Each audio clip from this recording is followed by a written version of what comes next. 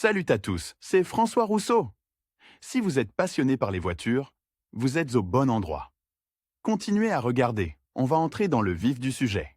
Il est important de comprendre que les différents motifs, les rainures et les nombreuses lamelles d'une certaine forme et d'une certaine structure ne sont pas arbitraires. Avant d'être appliqués, ils font l'objet de toute une série d'études visant à obtenir des performances et des caractéristiques de conduite optimale de la voiture lorsqu'une gomme particulière est installée. Les composants de la carcasse, les matériaux utilisés et les caractéristiques de conception visent à accroître la résistance, la fiabilité et l'efficacité des pneus de voiture. Dans le même temps, le segment continue de se développer et des solutions innovantes sont utilisées. Les fabricants s'efforcent de doter le caoutchouc de propriétés supplémentaires, d'augmenter sa durée de vie et de garantir le niveau de sécurité requis. Grâce à une bande de roulement bien conçue, les pneus influencent directement la contrôlabilité d'une voiture particulière. Certains éléments permettent d'améliorer les capacités de franchissement ou d'offrir la meilleure adhérence possible sur l'asphalte, ce qui dépend du dessin de la bande de roulement. Malgré les nombreuses tentatives des fabricants de pneus, ils n'ont pas encore réussi à créer un pneu véritablement universel qui surpasserait les autres pneus dans toutes leurs caractéristiques. Ils admettent qu'il est pratiquement impossible d'y parvenir. Afin de répondre aux besoins des automobilistes,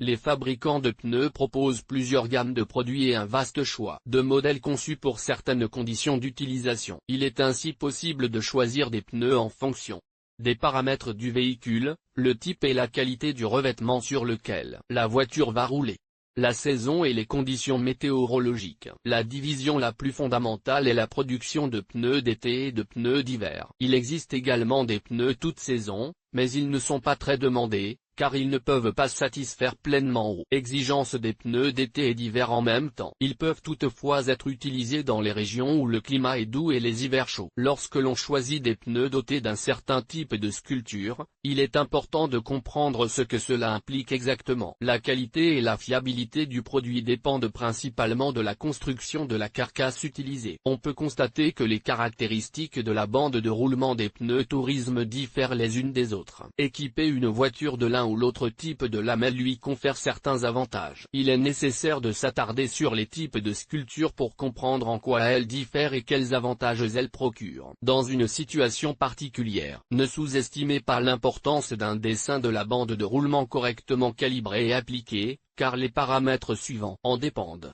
La qualité de l'adhérence, la capacité à conduire sur différents revêtements, la tenue de route de la voiture, les caractéristiques de vitesse et la vitesse maximale, le niveau de bruit, le confort. Le concept de polyvalence ne s'applique pas aux sculptures des pneus. Ils ne sont pas capables de remplir plusieurs fonctions opposées en même temps. En d'autres termes, il ne faut pas s'attendre à ce qu'un modèle soit capable d'atteindre des vitesses élevées sur une route lisse et sèche, et en même temps d'exceller sur un terrain difficile en dehors de la route. Pour chaque fonction, il faut un type de bande de roulement approprié. Type de pneu.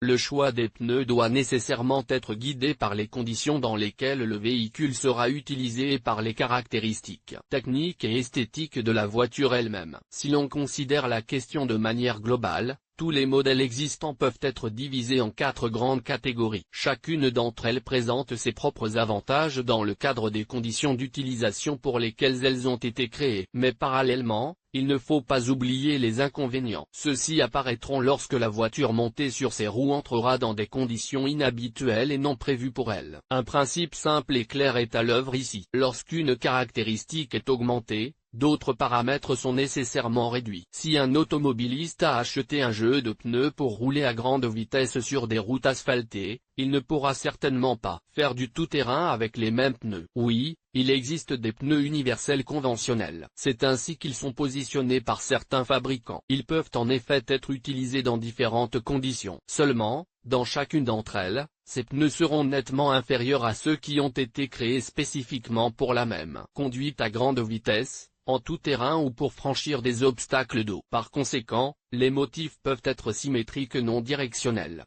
symétriques mal orientés, asymétrique non directionnel, asymétrique directionnel. Ne vous fiez pas au fait que si vous choisissez le dessin de pneu qui vous convient, les pneus répondront à toutes les exigences et rempliront parfaitement leurs fonctions. La qualité des matières premières utilisées, le niveau de production, la réputation du fabricant, le coût, etc. jouent également un rôle important. Il convient d'examiner séparément chacun des modèles de pneus possibles. Symétrique non directionnel peut être considéré comme quelque chose d'universel, qui convient à un grand nombre de voitures et aux conditions dans lesquelles elles sont utilisées. Le motif non directionnel symétrique permet à la voiture de se déplacer sur différentes surfaces. Le dessin est utilisé dans la création de modèles été et hiver. Ce sont les pneus qui sont souvent montés sur les nouvelles voitures lorsqu'elles sont vendues. Si vous préférez conduire dans un cycle mixte, lorsque vous devez aller en dehors de la ville, sur les routes, en ville et sur un terrain léger, vous devriez être guidé par cette bande de roulement des pneus d'été. Les fabricants de pneus ont pour objectif de fournir un niveau élevé de confort et de contrôle, tout en sacrifiant quelque peu les paramètres de vitesse. Ce sont des pneus optimaux pour les conditions urbaines et les conducteurs qui n'abusent pas de la conduite à grande vitesse. Ce dessin est utilisé sur plusieurs catégories principales de pneus.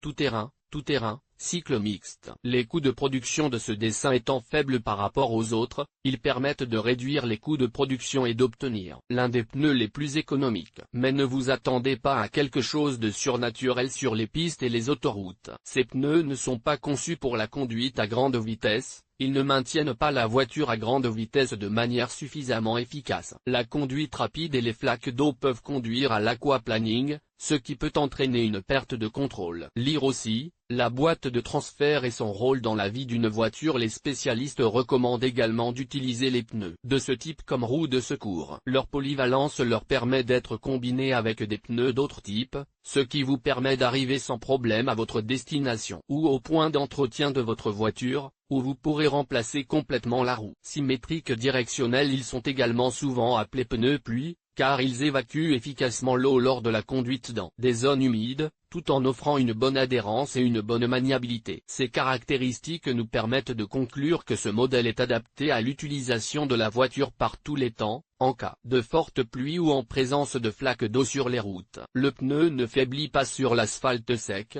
la neige roulée et la glace. Le dessin offre un niveau décent de stabilité directionnelle et permet au conducteur de contrôler la situation en maintenant efficacement la contrôlabilité. La bande de roulement directionnelle symétrique se caractérise par sa capacité à obéir au volant. Ces types de sculptures appliquées à la bande de roulement des pneus de voitures particulières évacuent l'eau de la surface de contact, éliminant ainsi l'effet dangereux de l'aquaplaning. Dans le cas des variantes hivernales, cette bande de roulement est utilisée pour éliminer la bouillie de neige, la neige fondue et les autres délices de la neige fondante. La polyvalence en termes d'adaptation aux différentes conditions météorologiques rend la bande de roulement symétrique directionnelle de plus en plus populaire et demandée par les automobilistes. Ce n'est pas pour rien que tous les fabricants de pneus produisent obligatoirement des pneus d'hiver dotés de cette bande de roulement. C'est la solution optimale pour conduire une voiture en hiver dans des conditions urbaines. En ce qui concerne les inconvénients, il convient de noter un niveau de bruit plus élevé lors de la conduite sur de l'asphalte sec. Cela est dû au fait que les blocs du damier sont placés ici de manière séquentielle. Ce n'est pas non plus une variante de pneu optimale pour ceux qui conduisent souvent sur des surfaces irrégulières et de mauvaise qualité, car le niveau d'adhérence diminue et la voiture perd de sa stabilité. Asymétrique non directionnel. Les motifs symétriques de type directionnel et non directionnel sont tout aussi efficaces pour assurer un niveau élevé de confort et de sécurité, à condition que le véhicule soit conduit de manière mesurée. Mais les pneus à sculpture asymétrique ont un objectif complètement différent. L'objectif de ces pneus est de maximiser les performances dans des conditions de vitesse accrue et de manœuvre dynamique.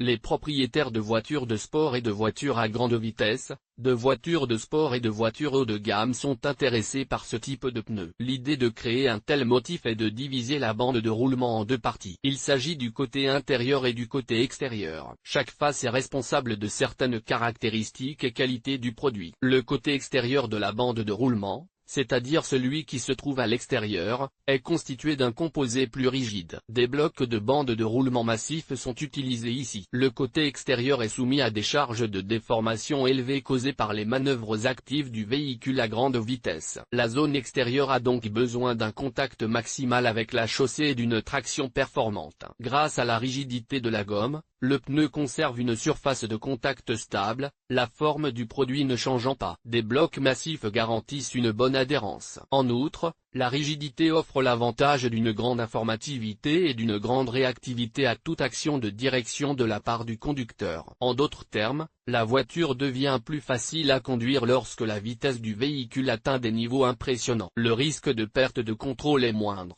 Du côté intérieur, on utilise une composition de caoutchouc plus souple, caractérisée par une élasticité accrue de la bande de roulement. Le dessin de ces pneus pour voitures particulières comprend un plus grand nombre de rainures pour l'évacuation de l'eau. Ainsi, les voitures de sport ont la propriété supplémentaire d'éviter l'effet d'aquaplaning à grande vitesse en portant de tels pneus, ce qui n'est pas le cas avec les dessins symétriques. Cette qualité n'est pas présente dans les pneus symétriques. L'élasticité ne joue pas le moindre rôle ici, car grâce à cette conception du côté intérieur, il est possible d'obtenir une conduite souple et confortable, bien que la partie extérieure se caractérise par une rigidité accrue. En d'autres termes, les côtés se compensent et se complètent. En conséquence, la version asymétrique directionnelle de la bande de roulement se distingue de la concurrence par une excellente tenue de route et une grande stabilité à grande vitesse. L'excellente stabilité latérale, qui permet à la voiture de rester stable lors des manœuvres à grande vitesse,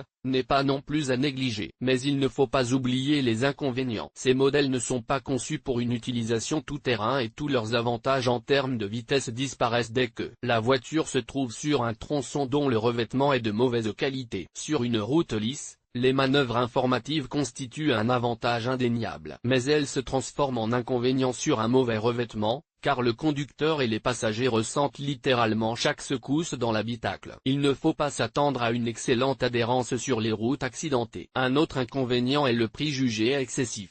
Même si vous comparez des produits du même fabricant, mais avec un motif de type symétrique non directionnel. Dans certains cas, leur prix est 2 fois plus élevé. Asymétrique directionnel. Un tel dessin de la bande de roulement dans la conception des pneus de tourisme est assez rare. Il n'est pas si fréquent dans la conception d'une voiture de tourisme. Une telle configuration est rare. Elle n'a été connue qu'au début des années 2000, lorsque Nokian a commencé à développer et à fabriquer de tels pneus. La tâche du fabricant consistait à créer une bande de roulement qui permette à la machine de rouler aussi efficacement dans différentes conditions. En d'autres termes, il s'agissait de fabriquer une gomme capable de combiner plusieurs qualités à la fois. Ce dessin permet à la partie extérieure d'adhérer à l'asphalte sec, tandis que la partie intérieure garantit une bonne tenue de route sur sol mouillé. C'est un exemple de ce que l'on voulait obtenir avec le motif asymétrique directionnel. Lire aussi, qu'est-ce qu'un produit d'étanchéité pour pneus et son application? Mais il s'est avéré beaucoup plus difficile de réaliser ce qui était prévu que ce que l'on pensait au départ. Des problèmes objectifs se sont également posés au niveau de l'installation et de l'entretien. Tous ces facteurs ont contraint les fabricants de pneus à abandonner l'idée de produire de tels pneus. Caractéristiques des bandes de roulement hiver. Tout automobiliste qui vit dans une région où l'hiver sévit pleinement est obligé de penser à l'avance à l'achat d'un jeu de pneus hiver. Selon le dessin,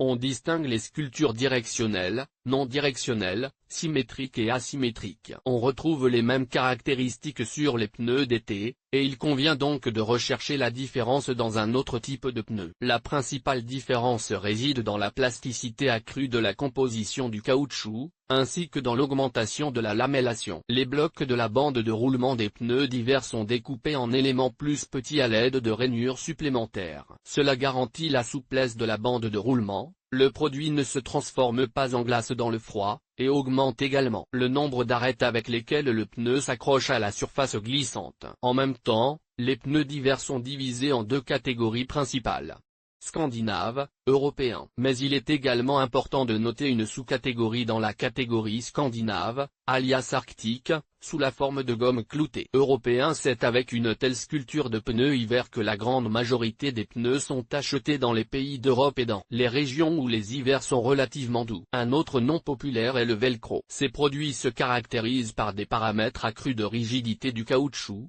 qui sont adaptés à une utilisation dans des conditions hivernales douces et modérées, et conviennent également à une utilisation universelle. De plus, il se distingue par un plus petit nombre de lamelles dans la bande de roulement. Le caoutchouc européen ne se comporte pas avec autant d'assurance sur les routes verglacées et enneigées. En outre, il ne comporte jamais de crampons supplémentaires, car ils sont interdits dans certains pays. La bande de roulement est conçue de manière à ce que la voiture puisse être conduite principalement dans des conditions urbaines, sur des routes qui ont été préalablement dégagées. La grande qualité de la bande de roulement européenne pour l'hiver est son excellent comportement et son haut niveau d'adhérence sur la neige mouillée et les zones boueuses. Les roues ont un indice de vitesse accru et un aspect sportif. La plupart des bandes de roulement hivernales européennes sont fabriquées avec des motifs symétriques et asymétriques. Cela garantit un drainage efficace et l'élimination de la neige fondue des rainures. C'est l'option urbaine optimale pour les hivers doux. Scandinaves sans crampons, on les appelle alpins, arctiques et scandinaves. En même temps,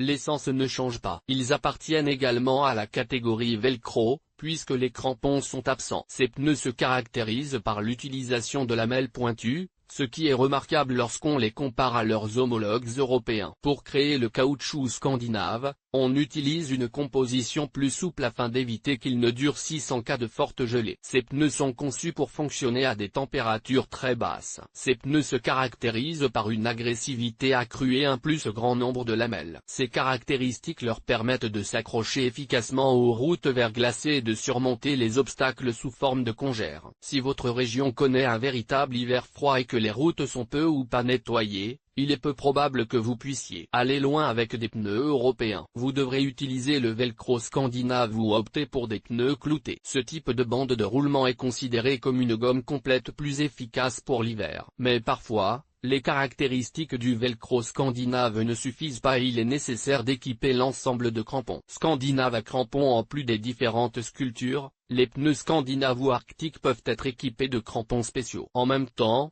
il y a beaucoup de controverses autour de ces pneus, car tout le monde ne comprend pas les principaux avantages et inconvénients de ces solutions. Les produits cloutés ne peuvent être utilisés que sur des routes enneigées ou verglacées. Lorsque l'on roule sur l'asphalte, tous les avantages des clous disparaissent instantanément et les inconvénients commencent à se manifester activement, à savoir usure accélérée, perte des crampons, augmentation du bruit dans l'habitacle, augmentation de la distance de freinage, destruction du revêtement routier, etc. Si un automobiliste décide d'opter pour des pneus cloutés, il ne doit chercher que parmi les variantes scandinaves. Les pneus cloutés européens n'existent pas, car ils sont tout simplement interdits d'utilisation dans de nombreux pays en raison de leur effet néfaste sur le revêtement routier. Les crampons ne sont efficaces que sur la neige roulée et sur la glace. De plus, ces ensembles ne peuvent pas être installés sur un seul essieu. Si vous ne respectez pas cette règle, la voiture dérapera à coup sûr, car le coefficient d'adhérence des roues avant et arrière sera sensiblement différent. Le choix des pneus est un événement très important et responsable pour chaque automobiliste. Il est préférable d'acheter deux jeux de pneus d'hiver et d'été, et de passer de l'un à l'autre à l'arrivée du froid et après l'arrivée du chaud. Chaque type de bande de roulement présente ses propres avantages et inconvénients. Le choix dépend en grande partie du véhicule lui-même, des exigences du fabricant concernant les pneus utilisés et des conditions d'utilisation. Compte tenu de la grande efficacité du velcro européen et scandinave, ainsi que des inconvénients objectifs des analogues cloutés, la nécessité des clous diminue progressivement. De plus, dans de nombreux pays, l'utilisation de ce type de caoutchouc est interdite.